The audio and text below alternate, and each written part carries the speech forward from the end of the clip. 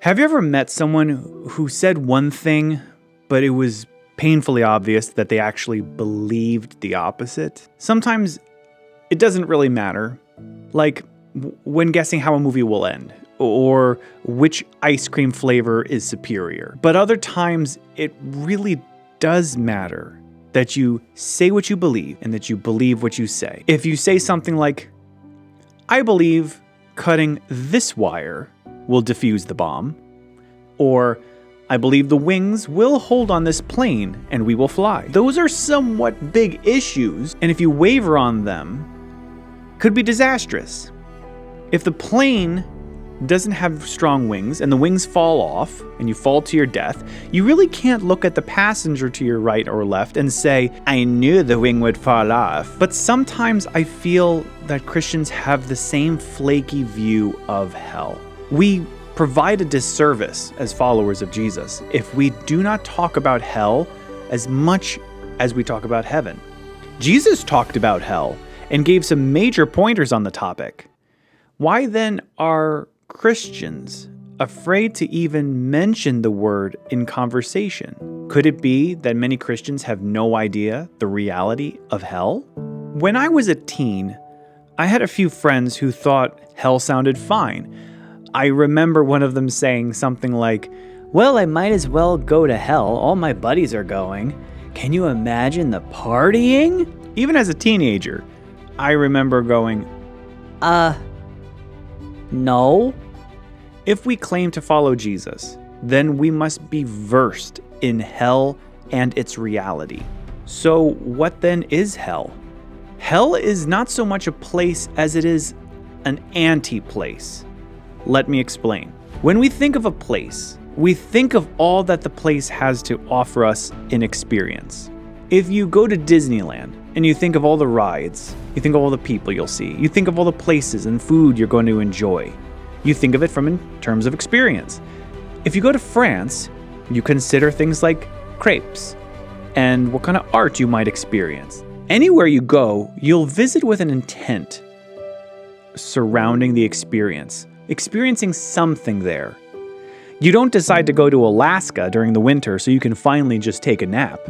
But regardless of where you end up, you always have an experience to consider. Hell has some experiences, none of them good, but more than that, it is a place of anti-experiences, a place of no's and have-nots. You see, hell is a place where God, in an action that still baffles the mind, refuses to place his presence. For some, that doesn't sound like a hardship, but when you stop and think about it, it truly becomes the worst place to exist in. You see, we need to be specific about God's presence, because by default, you might be thinking, oh, the sensation of him being by my side, like a relative standing behind you in comfort and support. In a sense, you might be thinking of his presence as that subtle reminder of peace or love in the back of your mind. But the reality is, we are actually more oblivious to the amount of God's presence and how much we need it on a daily basis than we realize. We rely on him more on a day-to-day than we actually give him credit for. Let me give you an example. In the Bible, it says, God is love. Not that he has love. Not that he is a very loving being. No, the Bible shows us this absolutely profound truth in a single statement. God is the very reality that we call love. Not all love is of God, but all love originates from him.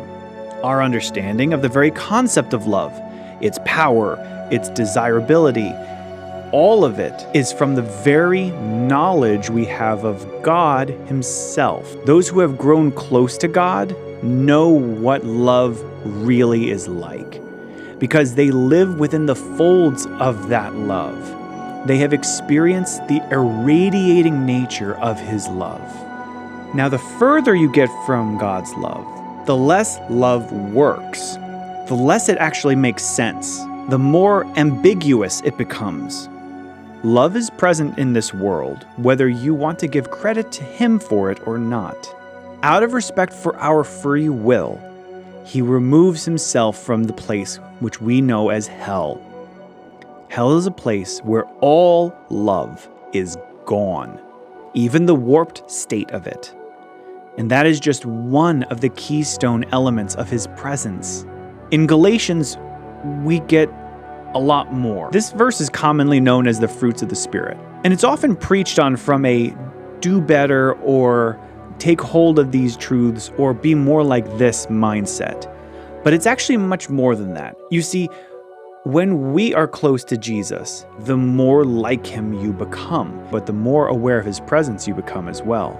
You'll see more of his love surrounding you, how his joy never leaves you, how his peace is richer and it's smooth, how endless patience is yours for yourself and others as well. There is a contagious kindness that wells up within you. There's a selfless goodness that aches to be shared with everyone you come in contact with. There is a type of loyalty or faithfulness that refuses to fade and binds all of these other traits together. These are more than just the single moments of being a happy Christian. These are the hallmarks of one who has sat with Jesus, who has walked with the King, and can't help but glow. Now, all of these elements of his presence, they're glimpses of an unyielding nature of the Creator. Because of this, none of them are found in hell. No aspect of God, no part of his presence will be found in hell.